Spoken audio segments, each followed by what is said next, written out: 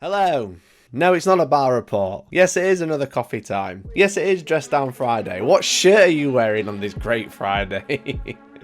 I've done mugs, I've done coffee, I've done tea, now it's shirt. What shirt are you wearing today? Are you wearing your brand new Small Wargaming t-shirt? You better be. If you've ordered one, it's in the post, or it should be in your house. Send me a picture on Instagram, at Hellstormwargaming. But how y'all doing? I'm not releasing a battle report today. I do have a really good one. It's between me and Andy, Space Marines versus Imperial Guard. But I've had a few issues with the last battle report that came out on Wednesday on Hellstorm Premium, the Incursion battle report.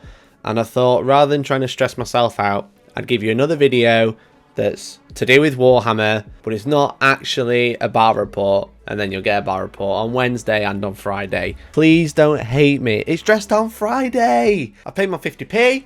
I've given it to charity. I've paid 50p, so I don't have to wear uniform today. So welcome everyone. Welcome back to Hellstormwargaming. This is a bonus coffee time just for you guys. And it's been quite an interesting week, and it's kind of like, that's kind of like a part of why there's no battle report today. It's just because I've been super busy. At the weekend, on Saturday and Sunday, I ran our first post 9th edition, post-COVID tournaments, which was really great. We ran 2 RTTs on the Saturday and the Sunday. An RTT is kind of like the ITC name for like a small one-day event. It's called Rogue Trader Tournament. So it was 24-man, 3-round tournament using all 9th edition Grand Tournament mission pack, using all 9th edition rules, and it was initially supposed to be just a one-day event on the Saturday, 3 rounds, and that was it. But me underestimating the demand that people would want to play in a tournament, because I forgot that no one else is running tournaments right now. They'd be sold out in like 2.5 minutes on the Saturday, which is amazing. On the Saturday before, sorry. So we put tickets out on sale for a Sunday event as well, and that sold out in like 2.5 minutes as well. So congrats to everyone. Thank you very much. Thankfully, it was a massive success. I'll leave a link to the rules pack. We followed all COVID guidelines for both, because we ran it in a game store, ran it at Sanctuary Gaming Centre and Coffee Shop. So we ran it there, so we followed all of their guidelines, and we also added in some of our own guidelines for running this tournament as well. If you are interested, I'll leave the rules pack down below. Thankfully, we're going to be able to run another event on the 19th of September at the same venue at Sanctuary Gaming Centre and Coffee Shop in Sutton and Ashfield. So if you are interested, the event will be in the description as well. And if that sells out really quickly, we'll be running a second event on the Sunday too. So that kind of like leads me on to the topic today that I wanted to talk about instead of like rushing a battle report. Is there a first turn problem in 9th edition? And it's quite funny because I was running the tournament, but I was also a fill-in player because we ended up having a dropout on both days. So I played the tournament and I took a very balanced Space Marine list, and by balanced I mean a lot of the new stuff, some of the old stuff, and then some stuff that's like actually dirty, like a Relic Contemptor and a Scorpius and a Grav Devastator squad in a drop pod, for example. And I thought what I thought was like a tough list, but like not like a tournament winning list, like a good list, you know, 2-1 type, sit around in the middle of the board, go play some people, have some fun games. Anyway, except for the first game on the Saturday, which I lost. It was against Tom with his Space Hulls. It was a really fun game. I went second every single game. And what I found was I was losing most of my army before the game started, before I had a turn, essentially. Like, my opponent was absolutely obliterating me. And like, I did a whole show on Monday with Jay and Dan. We did like a live coffee time as well. There's been loads of coffee. It's like the coffee time week this week. We did a live like podcasty coffee time thing, which I'll leave a link for in the description as well, where we kind of spoke about like how much terrain can really like how terrain is even more crucial than ever because of the way the missions work in 9th edition now. And if you don't have enough terrain, or you don't have the right type of terrain, which is like super crucial now, if you don't have the right type of terrain or enough of terrain or a mixture of the two problems, then someone going second can have a really, really big issue of like actually playing the game. And I think what this boils down to is the way the missions are played, like 9th edition missions. Like, don't get me wrong, I really like 9th edition missions. I think they're really fun. And I really like how they are ITC style, but also not ITC at the same time. It's kind of like its own thing, which is really fun. And ITC was what essentially the widely accepted competitive rules format for 8th edition. It was run by Frontline Gaming. They made the rules packs, and pretty much everywhere ran them. We were one of the first events in the UK to start running ITC. There was a couple at the time, and then a couple of months into 8th edition after we did that, and a couple of other events picked it up. Like, pretty much everybody was playing ITC rules.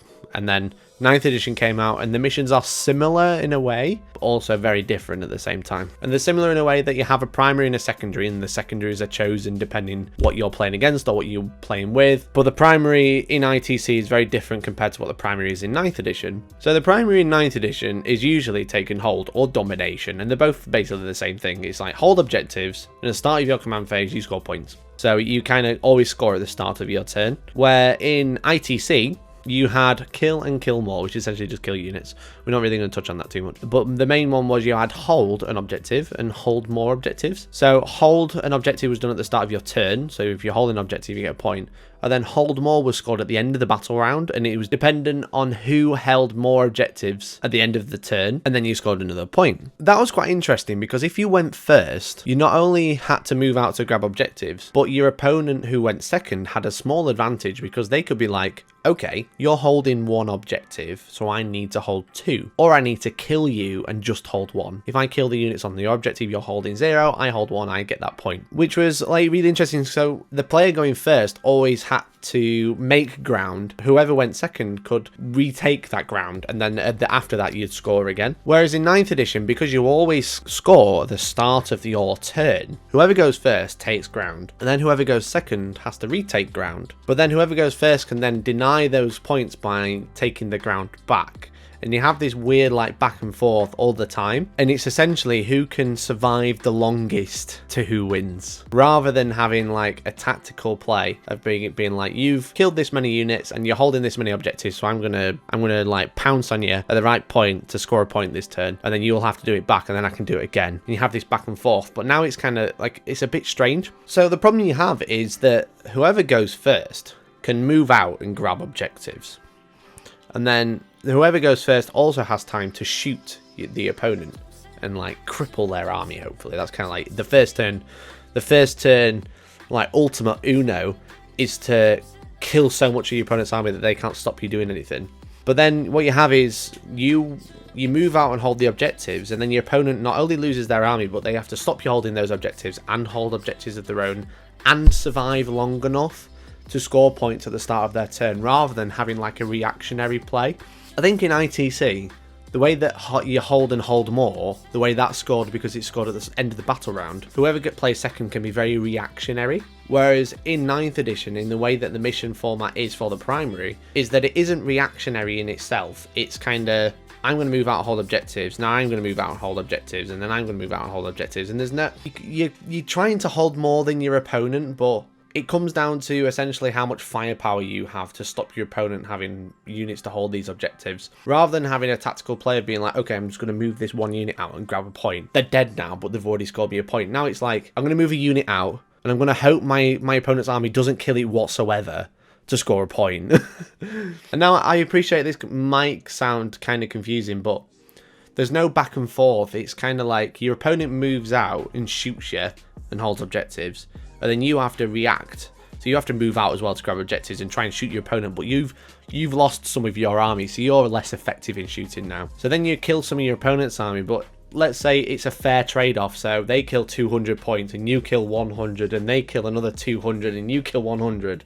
Now they've gone first, and they've not only grabbed all the objectives, they've crippled your army, and they're killing more than you every turn, purely because they were able to move out first and sit on those objectives before you could do anything, and have their entire army shot back at you to whatever they can see. And I think that's quite crucial, that last line that I just mentioned, that whatever they can see, because I think that with the right terrain, then you can kind of avoid these issues. But I don't think it's like, I don't think that's the perfect, I think that's more of a plaster than a perfect fix. It'll kind of cover it for now, but I think the real issue is that the mission is detrimental to how the game is playing at the minute. Now, I won't say that this is fully all my own ideas. Goonhammer, again, absolute babes, and I love them. You should definitely check them out. I'll leave the link to their article. They wrote an article called Go First and Prosper, looking at 9th edition meta. And they've kind of analysed some of the recent events that we've seen, some of the GTs that we've seen. The Wizard Asylum, Vanguard Tactics GT, Flying Monkey Con, Battle for Survival. Well, Battle for Survival is an RTT, but it's 5 rounds. They haven't analysed any 3-round RTTs, because 3-round RTTs don't really count. But they kind of go through, like, they literally have the win-loss ratio depending who went first. And at first it's like a 50-50, but as you go into the later rounds, they've worked it out to that you can have like a 60% chance of winning if you have the first turn, compared to 40% chance of winning if you go second, which is quite a high advantage just by winning one roll before the game starts. And it's interesting that it kind of like really balances out round 2, 3, maybe 4, because that's when you have, because in a Swiss tournament system, the first round is usually random. And then after that, you kind of go on win-loss and points. So you start to match up with people who are a similar skill level. Kind of like neuters one of the variables of being, okay, if a better player goes second, they're probably going to beat someone who's worse than them. But then you can basically see that when you start playing people who are a similar skill level, then you have like a 60% chance of winning if you go first. And I'm kind of like not going to go too deep dive. I'm not going to deep dive too much into the article because I'd like you to go and read it. This is essentially an advert for Warhammer, this video, so go check out their article. But it's quite scary that like you can have such a high percentage on just winning a dice roll, and it's just the one that goes first. It's not an armor save, it's not a charge roll, which could be quite crucial, which you can kind of like influence during the game, such as improving a charge roll, improving a cut save, having a re-roll if you use a command point to re-roll something. This is literally just the first roll. Before the game even starts, you've both deployed, you roll to go first. Whoever wins that roll has a higher percentage chance of winning the game just because of that first roll. And it's quite a high, like I think if the average was like 52, 53, you could be like, that's quite negligible, that's whatever. But it's like it could be high as a 60 or more, a 60% chance of winning the game by winning the first turn roll. It's quite scary. To me, it's quite an issue. What we'll say, a little caveat, is I've only analysed a few events, and these are the only numbers that we can really get hold of because these are the only people who have actually done it. So you could say that there isn't enough data as of yet, and I agree there isn't enough data to make a hardcore change to the game at the minute. So it's something that we should keep an eye on. That I think it's something that we should be definitely like checking out and making say like, okay, here's another event, and they have this. What was their result? And we shouldn't be analysing those type of things because there is a lot of variables that can get involved. Again, you can have skill level, you can have armies that playing against each other.